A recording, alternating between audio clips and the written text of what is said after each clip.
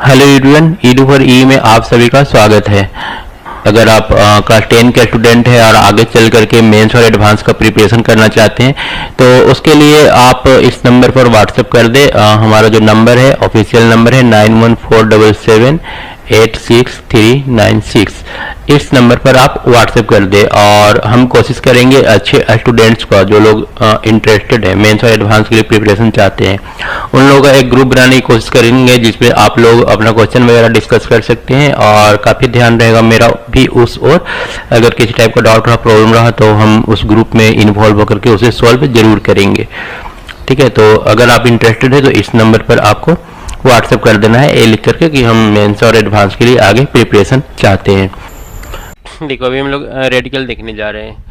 The molecule of a compound is usually made of two parts. कोई भी molecule होता है दो पार्ट से मिलकर के बना होता है।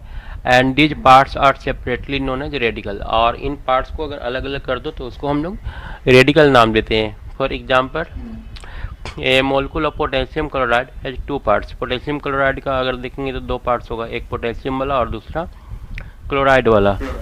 तो potassium is one radical and chloride is the other radical. यहाँ पर पोटेशियम और क्लोराइड दो अलग अलग रेडिकल हो गया। Similarly magnesium sulphate has magnesium and sulphate as radical. उसी तरह से मैग्नीशियम सल्फेट में बात करेंगे तो मैग्नीशियम और सल्फेट दो ठो अलग अलग रेडिकल हो गया। A radical is an atom और ए ग्रुप ऑफ एटम। रेडिकल क्या है? एटम है या फिर ग्रुप्स ऑफ एटम है। एक से ज़्यादा एटम हो सकता है, जैसे SO4 यहाँ पर एक से ज़्यादा एटम है। ऑफ ए सेम और of different element. Same element का भी हो सकता है, डिफरेंट एलिमेंट का भी हो सकता है। यहाँ पर एक डिफरेंट एलिमेंट का है। That behave as a single unit, जो कि एक स्पेशल सिंगल यूनिट की तरह बिहेव करता है विथ ए पॉजिटिव और निगेटिव चार्ज। पॉजिटिव या निगेटिव चार्ज के साथ, या तो पॉजिटिव होगा या फिर निगेटिव होगा। A radical is called simple radical when it is an atom only like sodium. इसको हम लोग एक सिंपल रेडिकल बोलेंगे। मैग्नीशियम प्लस हो गया, सोडियम हो गया। और कंपाउंड रेडिकल बोलेंगे जब ग्रुप होगा दो और दो से अधिक एटम्स का। ये हमारा कंपाउंड रेडिकल हो गया, which is made of sulphur atom और 4 ठो ऑक्सीजन एटम से बना हुआ है। An acid react with a base to produce salt and water. Acid जो होता है बेस से रिएक्शन करता है तो क्या बनाता है? साल्ट बनाता है, साथ में वाटर रहता है। In the formation of potassium chloride, the potassium radical has been contributed by the base potassium hydroxide. यहाँ पर इन एक क्या दिया है? In the formation of potassium chloride. जब पोटेशियम क्लोराइड यहाँ पर बन रहा है तो पोटेशियम रेडिकल, यहाँ पर एक पोटेशियम रेडिकल है। Potassium radical has been contributed by the base potassium hydroxide. Potassium जो है पोटेशियम हाइड्रोक्साइड के साथ मतलब पोटेशियम हाइड्रोक्साइड जो है वो पोटेशियम को दिया है and is therefore called basic radical. तो इसको हम लोग बेसिक रेडिकल बोल देंगे। हम लोग तो बताए थे बेसिक और एसिडिक रेडिकल, पीछे भी था क्या। तो यहाँ पर जो आएगा हमारा बेस से उसको बेसिक रेडिकल बोलेंगे और जो एसिड से आया है उसको एसिडिक रेडिकल बोलेंगे। जैसे हाइड्रोक्लोरिक एसिड से आया है कौन सा? क्लोराइड रेडिकल, तो इसको हम लोग बोलेंगे acidic radical. When A salt is dissolve in water, अगर साल्ट को हम लोग वाटर में डिजोल्व करेंगे तो it split up into its constitute radical. तो ये अपने कंस्टिट्यूट रेडिकल में स्प्लिट हो जाता है। The basic radical are found to carry a positive charge. जो बेसिक रेडिकल होता है उस पर पॉजिटिव चार्ज मिलेगा। जैसे यहाँ पर पोटेशियम हाइड्रोक्साइड था तो पोटेशियम पर पॉजिटिव चार्ज और क्लोराइड पर निगेटिव चार्ज मिलेगा।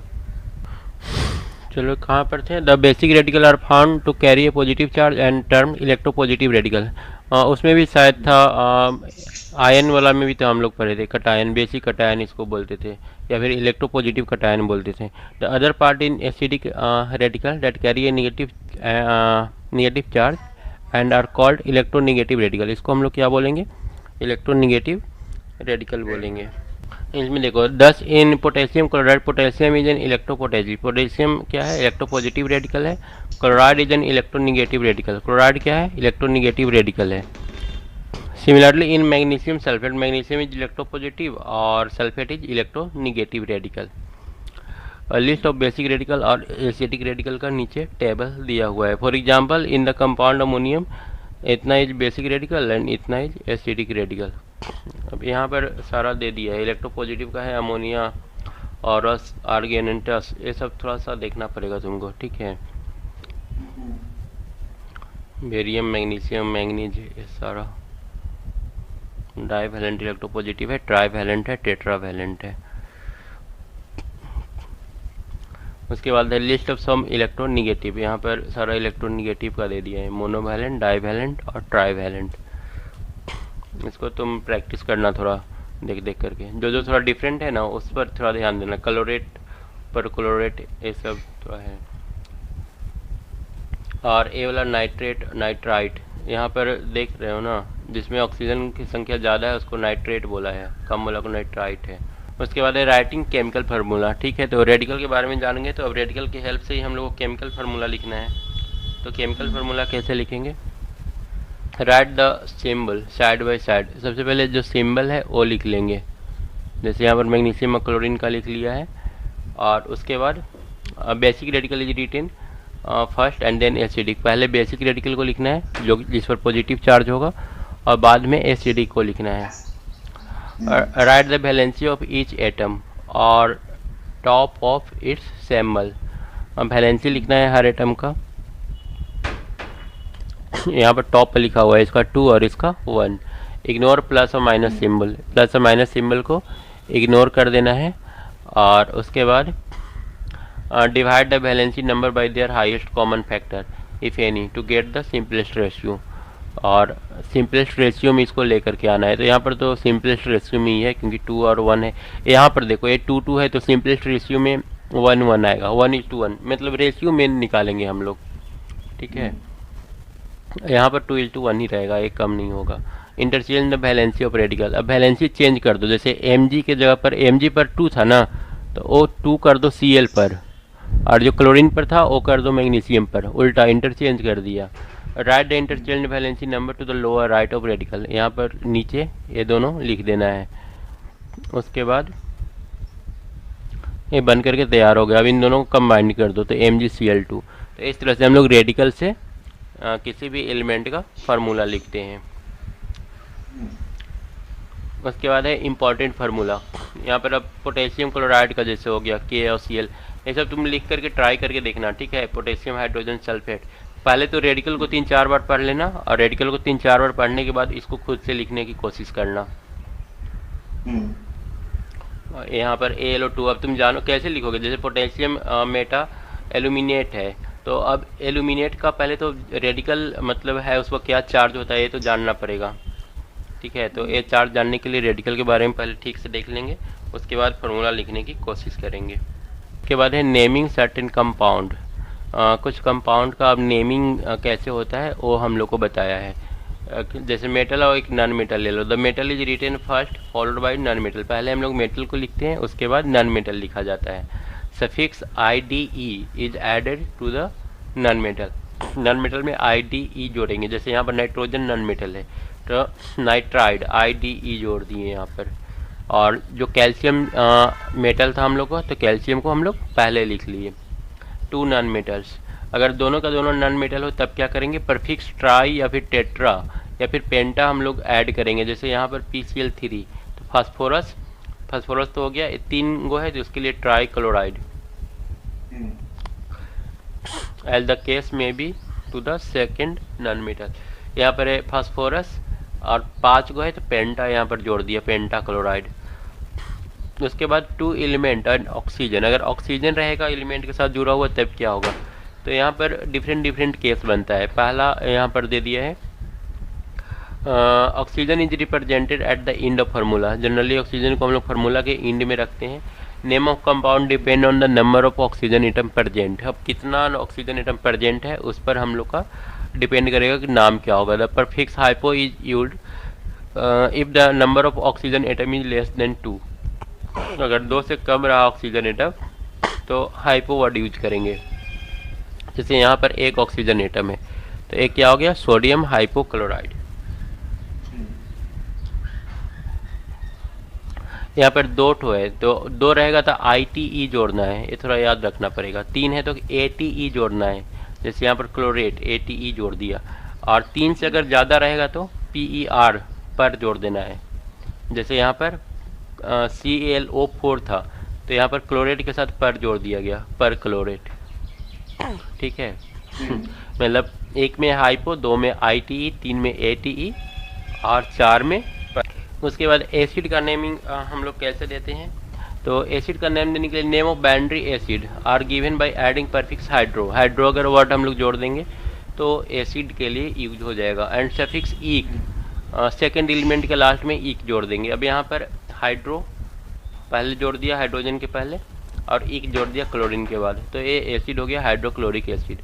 HF में हाइड्रोफ्लोरिक एसिड, इस तरह से एसिड का नाम देंगे। Name of acid containing radical of polyatomic group are given on the basis of second element present in the molecule and the prefix hydro is not used. बोल रहा है कि अगर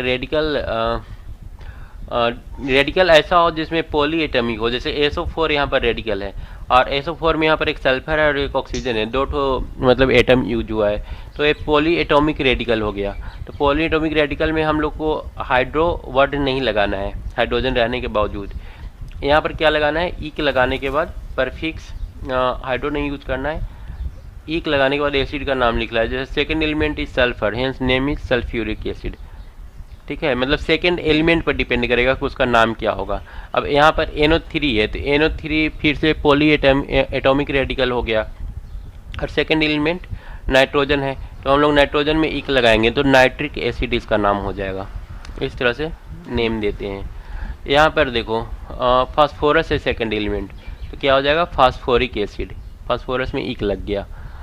if the number of oxygen atom is less than suffix ous is used instead of ic. अब यहाँ पर 4 से अगर कम रहा तो हम लोग फास्फोरिक एसिड की जगह फास्फोरस एसिड मतलब यूज करेंगे। जैसे यहाँ पर सल्फर में SO4 एक्चुअल में होना चाहिए था, देखो ऊपर में SO4 होता है सल्फेट का रेडिकल, लेकिन यहाँ पर एक ऑक्सीजन कम है तो ईक के जगह अस जोड़ देंगे, सल्फरस, यहाँ पर नाइट्रस, यहाँ पर फास्फोरस एसिड। ऐसे अगर ऑक्सीजन एक कम हो गया तो OUS ईक के जगह पर जोड़ना है। There are certain compound with name that do not follow systematic rule. कुछ है जो सिस्टमेटिक रूल को फॉलो नहीं करते हैं, सच एज कॉल्ड ट्रिवियल, इनको हम लोग ट्रिवियल के नाम से जानते हैं। और दे आर वाइडली एक्सेप्टेड, जैसे नाइट्रोजन ट्रीहाइड्राइड इज कॉल्ड अमोनिया। ये देखो ये बिल्कुल अमोनिया को इसके साथ कोई लेना देना है नहीं, लेकिन इस तरह का नाम है तो इसको हम लोग ट्रिवियल नेम बोलेंगे। अब हाइड्रोजन मोनोऑक्साइड H2O है तो इसको डाई हाइड्रोजन ऑक्साइड को, इसको वाटर हम लोग बोलते हैं, तो ये ट्रिवियल नेम कहलाएगा ये। उसके बाद है to calculate the valency from the formula. Formula से हम लोग वैलेंसी कैसे पता करेंगे, तो the valency of element can be determined based on the knowledge of the valency of radical and that of fact that valency. अब यहाँ पर हम लोग को पहले से जान लेना होगा कि हाइड्रोजन का वैलेंसी 1 होता है, ऑक्सीजन का 2 होता है, क्लोरीन का 1 होता है। ये जब पता रहेगा तो बाकी का वैलेंसी हम लोग निकाल सकते हैं। जैसे देखो यहाँ पर NO2 है, ठीक है, तो NO2 का ऑक्सीजन का हम लोग जानते हैं वैलेंसी 2 होता है, और यहाँ ऑक्सीजन 2 ठो है, ठीक है, तो टोटल 4 हो गया ऑक्सीजन में वैलेंसी, ठीक है। और ये ऑक्सीजन पर -4 होगा ना, तो इसका वैलेंसी नाइट्रोजन का कितना हो जाएगा +4, ठीक है। तो हम लोग ऐसे निकाल लेंगे, नाइट्रोजन का वैलेंसी 4 होगा। ऐसे ये जो रूल बताया है वो भी देख लेते हैं। तो ये बोला है कि पहले फार्मूला लिख लो, फार्मूला लिखने के बाद ये जो 2 और 1 है उसको इंटरचेंज कर दो। इंटरचेंज करने के बाद the valency of oxygen taken as 2, therefore multiply both the subscript by 2। अब चेंज करने के बाद ऑक्सीजन का जो वैलेंसी होता है ना उससे दोनों को मल्टीप्लाई कर दो, तो यहाँ पर जो नाइट्रोजन के ऊपर पावर आया वही हमारा नाइट्रोजन का वैलेंसी हो गया। समझ में आया? हम लोग 2 तरीके से पता कर सकते हैं, एक तो ऐसे कर लो, नहीं तो फिर डायरेक्ट यहाँ पर रख लो। जैसे H2O है तो हाइड्रोजन का हम लोग जान रहे हैं कि +1 होता है, तो 1 1 2 हाइड्रोजन, +2 हाइड्रोजन का तो -2 हो गया ऑक्सीजन का। ऐसे करके भी हम लोग पता कर सकते हैं। चलो देखते हैं केमिकल इक्वेशन।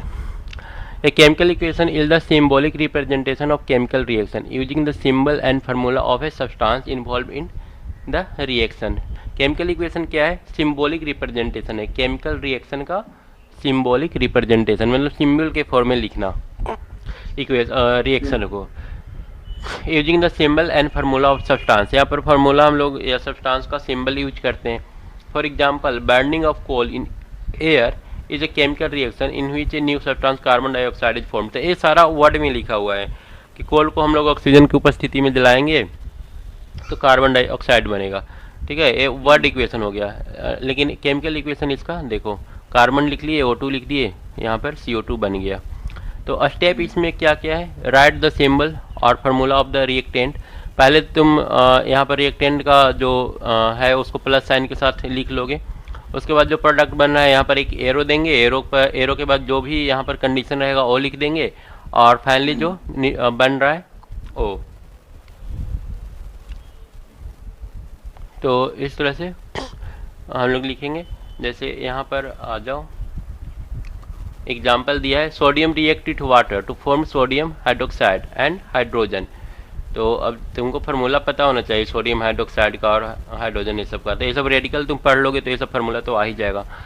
तो यहाँ पर सोडियम को H2 के साथ रिएक्शन करवाएं तो NaOH प्लस H2, ये हमारा केमिकल रिएक्शन हो गया। इसमें इसको क्या बोलेंगे, रिएक्टेंट बोलेंगे इन दोनों को। और यहाँ पर जो बन रहा है उसको क्या बोलेंगे, प्रोडक्ट बोलेंगे। ये रिएक्टेंट हो गया और दूसरा प्रोडक्ट हो गया। एक और एग्जांपल दिया है, रिएक्टेंट हमारा CuSO4 और NaOH है, और प्रोडक्ट बन गया CuOH Hol 2 और Na2SO4। उसके बाद केमिकल रिएक्शन में इन्वॉल्व, केमिकल रिएक्शन में क्या क्या रहता है, 1 रिएक्टेंट होता है, 2 या 2 से ज़्यादा प्रोडक्ट होता है, या फिर 2 रिएक्टेंट 1 प्रोडक्ट हो सकता है, या फिर 2 रिएक्टेंट और 2 प्रोडक्ट हो सकता है। मतलब बहुत सारा टाइप का होता है। ठीक है, यहाँ पर तो 2 रिएक्टेंट और 2 प्रोडक्ट है।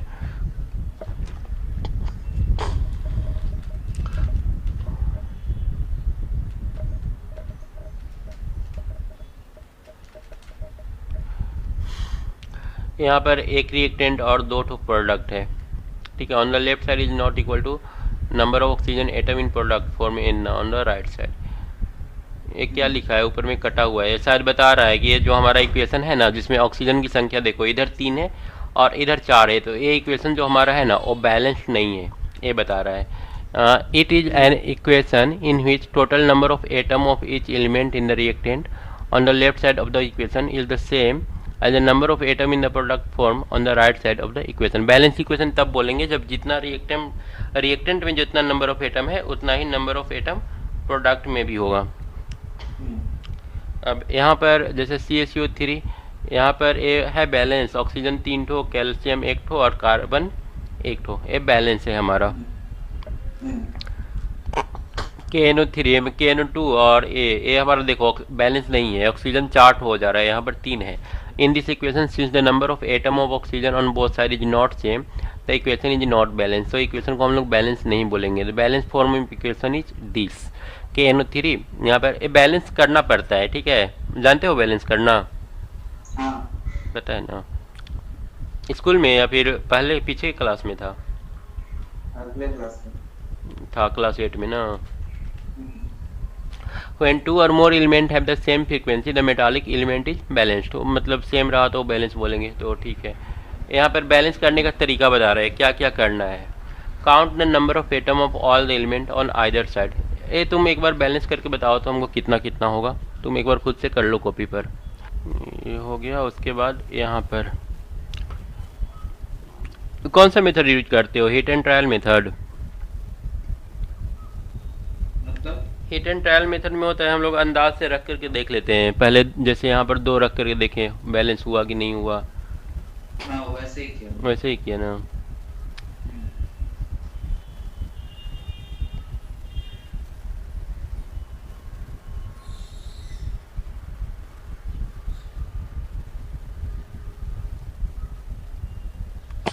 यहाँ पर एक तो लिखा है a balance equation need not represent the real reaction. Balance equation real reaction को रिप्रेजेंट नहीं करता है। जैसे CU8 ना, ये जो है हमारा ये बैलेंस इक्वेशन है, but copper is less active than hydrogen.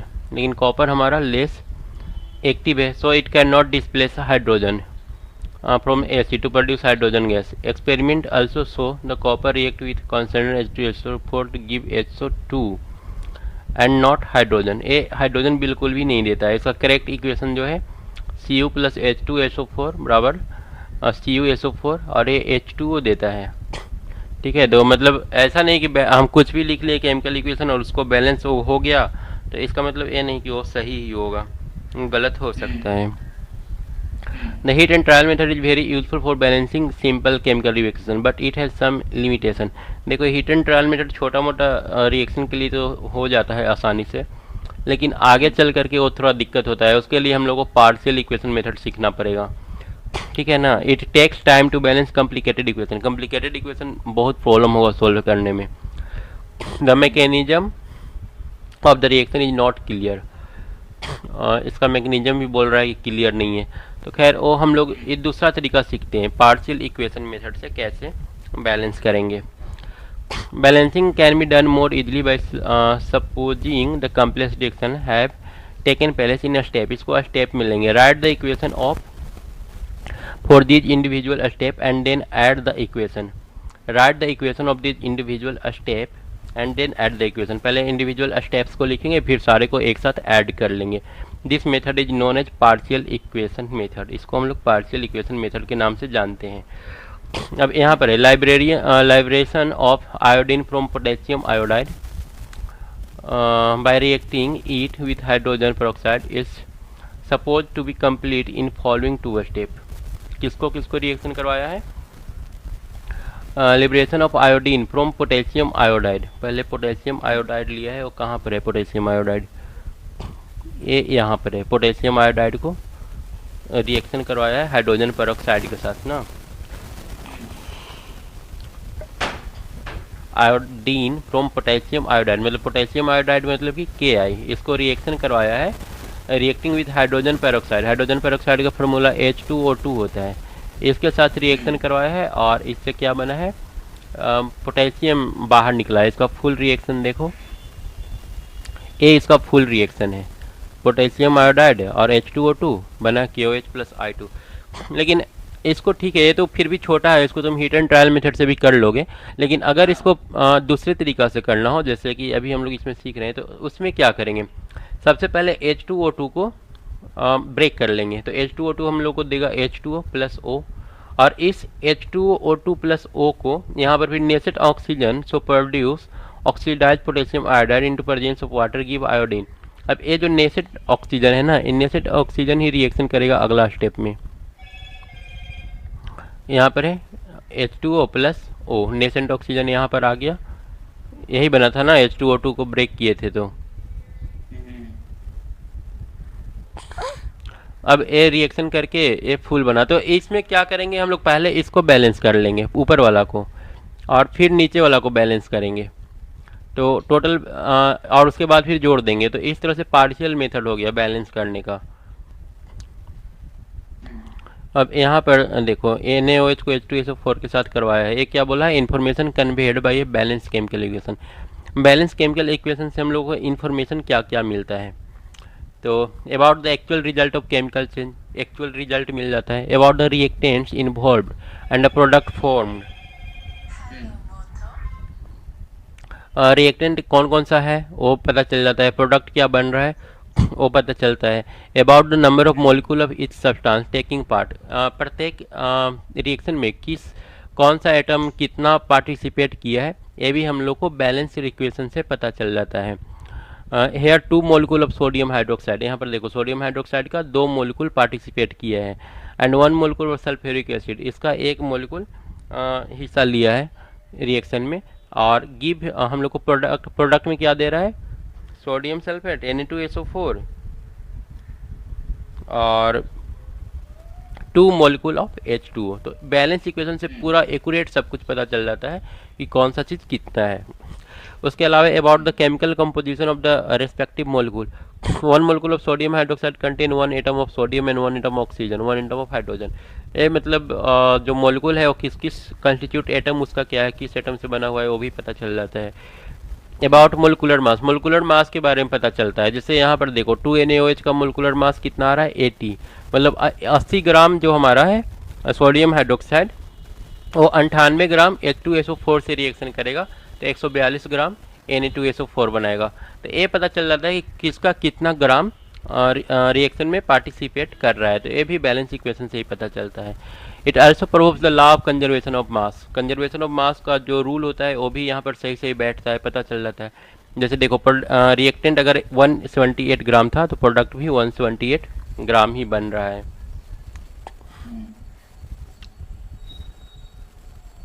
F के बाद पेज में कुछ प्रॉब्लम है क्या? ये 2 क्यों लिखा हुआ है? इसके बाद ये ऊपर में एफ था, यहाँ पर एफ है, और उसके बाद फिर नीचे में 2 लिखा हुआ है। 1 मिनट, अच्छा ये एग्जाम्पल शायद दे रहा है। एग्जाम्पल 1 हो गया ए, हाँ हाँ, एग्जाम्पल 1 का एफ तक हो गया, फिर एग्जाम्पल 2 है, 2 का भी एफ तक, वही सारा चीज़ बताया है कि किसका कितना ग्राम पार्टिसिपेट किया रिएक्शन में, ये सारा कुछ। उसके बाद लिमिटेशन है केमिकल इक्वेशन का। केमिकल इक्वेशन क्या नहीं बताता है वो अब थोड़ा सा देखेंगे।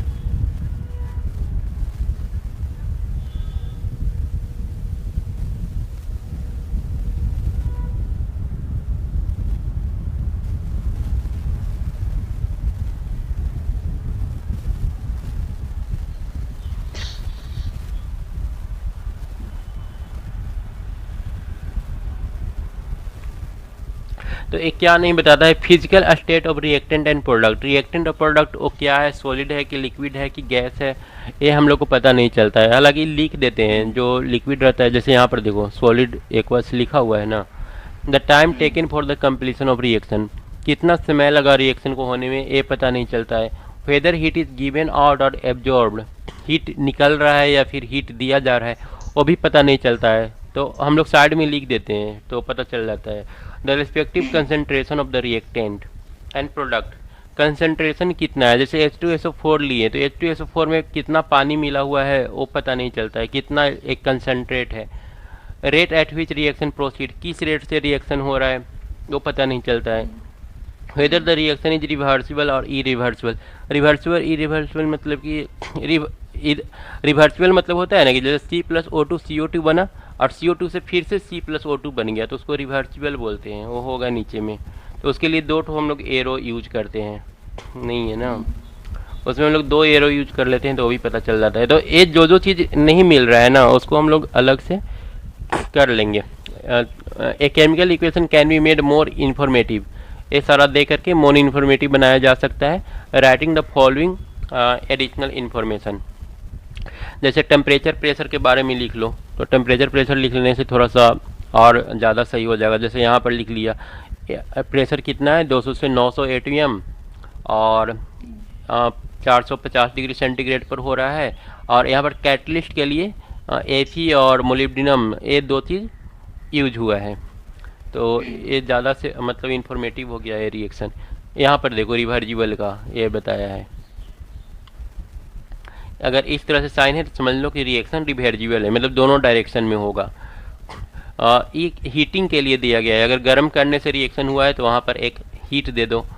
इसके अलावा सॉलिड लिक्विड गैस अगर दिखाना है तो यहाँ पर लिख दो कि ये सॉलिड है, इसमें पानी मिला हुआ है, एक्वस सॉल्यूशन है, एक्वस बना और यहाँ पर गैस बना। और इसके अलावा chemical reaction proceed with involution of information of heat, heat अगर निकल रहा है तो प्लस साइन दे दो, अगर हीट देना पड़ रहा है तो माइनस साइन दे दो। माइनस साइन मतलब कि हीट दे रहे हैं हम लोग। उसके अलावा कंसंट्रेशन, कंसंट्रेशन यहाँ पर लिख दो, जैसे यहाँ पर डिल्यूट लिखा हुआ है, डिल्यूट मतलब कि लो कंसंट्रेशन है, यहाँ पर कंसंट्रेशन लिखा हुआ है C, ये कंसंट्रेशन मतलब हाई कंसंट्रेशन यूज हुआ है, ठीक है। यहाँ पर पतला H2SO4 जिसमें पानी मिला हुआ है, इसमें कम मिला हुआ है पानी। और उसके बाद अगर किस तरह का प्रिसिपिटेट बन रहा है तो वहाँ पर इस टाइप का साइन एक दे देते हैं, जैसे when solution of silver nitrate react with dilute H2SO4, H2SO4 के साथ dilute hydrochloric acid, dilute HCl के साथ जब रिएक्शन किया है तो यहाँ पर सिल्वर क्लोराइड का प्रेसिपिटेट बन रहा है। प्रेसिपिटेट ऊपर जो छलाया हुआ रहता है ना, वही होता है ना, ये प्रेसिपिटेट बन रहा है। तो ये वाला भी हम लोगों का ख़त्म हो गया। अब ये सारा बैलेंस करना है, ये तुम ट्राई करना। अब थोड़ा मैथ कर लें। स्कूल में कहाँ तक हुआ है? हाँ नहीं, ये केमिस्ट्री। केमिस्ट्री नया चैप्टर स्टार्ट। अच्छा, इसमें 1 पेज 2 पेज 3 पेज तो छोटा ही है, ये ख़त्म ही कर ले क्या इसको? ख़त्म ही कर लेते हैं।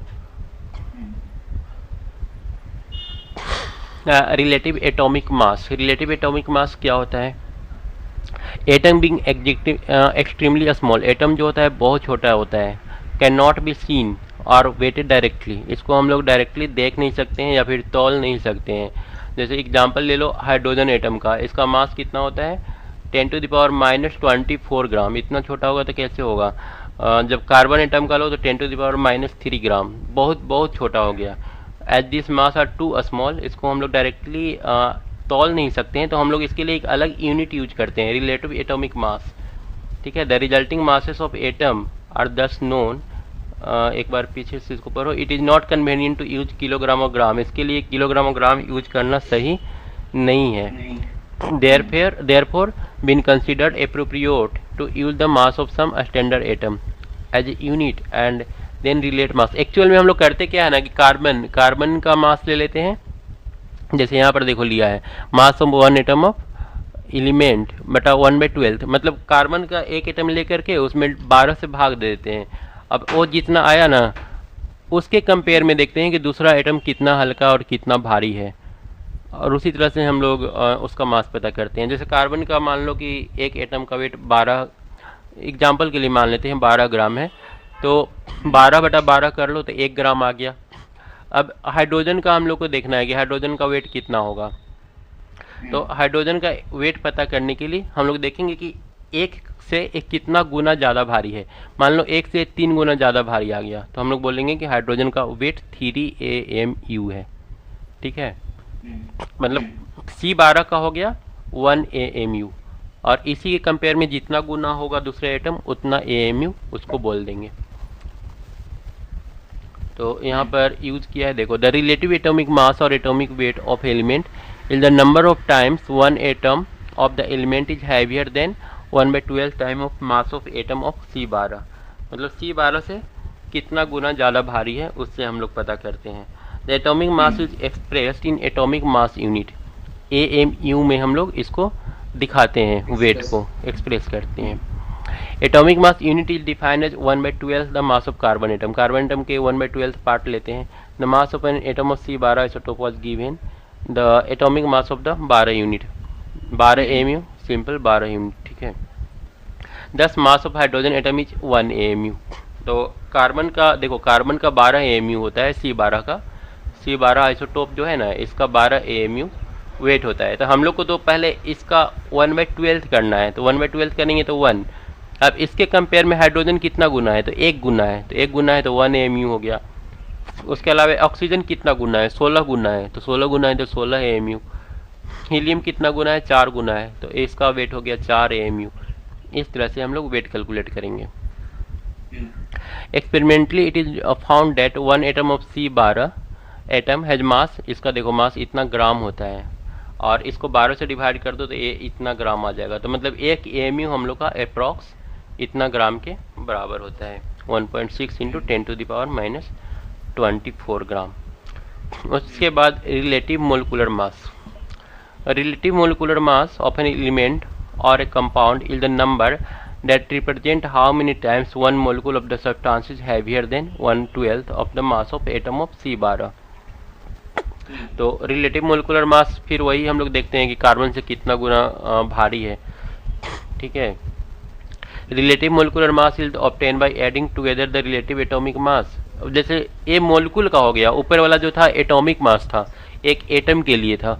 अभी सेम काम हम लोग मोलिकुल के लिए कर रहे हैं। जैसे H2SO4 क्या है, एक मोलिकुल है, तो इसका वेट कैसे पता करेंगे, तो कार्बन का वेट ले लेंगे, उसका 1/12 करेंगे, और 1/12 करने के बाद देखेंगे कि कितना गुना ज़्यादा भारी है।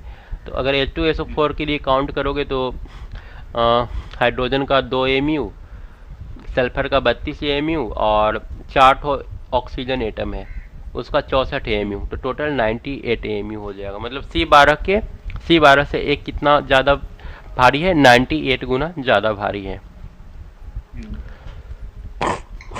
अब यहाँ पर बोला है कि calculate the relative molecular mass C12H22O11। तुमको सबका याद है मोलिकुलर मास सारा एटम का? अच्छा दे दिया है नीचे, मोलिकुलर मास। ये दे दिया है तो तुम इन तीनों का पता करो तो।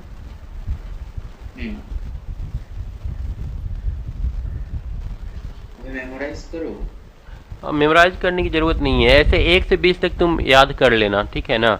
जिसका एटॉमिक नंबर 1 से 20 के बीच आता है ना, उसका याद कर लेना, और बाकी सबका ज़रूरत नहीं है। अभी तुमको केन शुगर का निकालना है कि मोलिकुलर मास कितना होगा।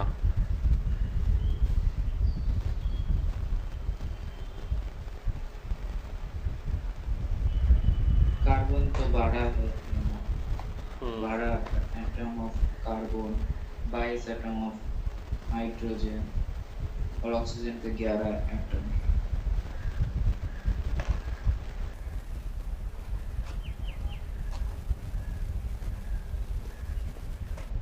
हाँ हो गया। हो जा रहा है अमोनियम ना? सल्फेट 132। ठीक है, अब इसके बाद थोड़ा सा देख लेते हैं percentage of A element in compound. Percentage कैसे पता करेंगे? तो परसेंटेज पता करना बहुत सिंपल है। जैसे यहाँ पर एग्जांपल ही हम लोग ले लेते हैं, calculate percentage of hydrogen in water. तो अगर हम लोग वाटर लेते हैं तो यहाँ पर हाइड्रोजन का 2 ग्राम वेट होता है और 16 होता है ऑक्सीजन का वेट। तो हम लोग 2 बटा टोटल 16 और 2 18 हाइड्रोजन का निकाल रहे हैं ना, तो हाइड्रोजन का ऊपर लिखेंगे, टोटल नीचे लिखेंगे और 100 से मल्टीप्लाई कर देंगे, तो ये जो आएगा वही हम लोग का परसेंटेज रहेगा उसका। Calculate the percentage of nitrogen, इसका निकालो तो तुम, नाइट्रोजन का कितना परसेंटेज है ना। उसके बाद एक इम्पेरिकल फार्मूला होता है जो कि काफ़ी इजी है। इम्पेरिकल फार्मूला मतलब एकदम शॉर्टेस्ट फॉर्म जो होता है ना किसी कंपाउंड का, जैसे यहाँ पर the empirical formula of a compound is the formula which give the simplest whole number ratio. जैसे H2O2, तो इसका सिंपलेस्ट फॉर्म क्या होगा? 1:1 रेशियो में, तो HO हो जाएगा इसका सबसे सिंपलेस्ट फॉर्म। अब यहाँ पर C6H12O6 है, तो सब में 6 से डिवाइड कर दो, तो ये जो आएगा एकदम सिंपलेस्ट फॉर्म आएगा। इसी को हम लोग इम्पेरिकल फार्मूला बोलते हैं। इसका देखो ये आ गया, तो इम्पेरिकल फार्मूला निकालना आसान है। ये हम लोग का ख़त्म हो गया चैप्टर।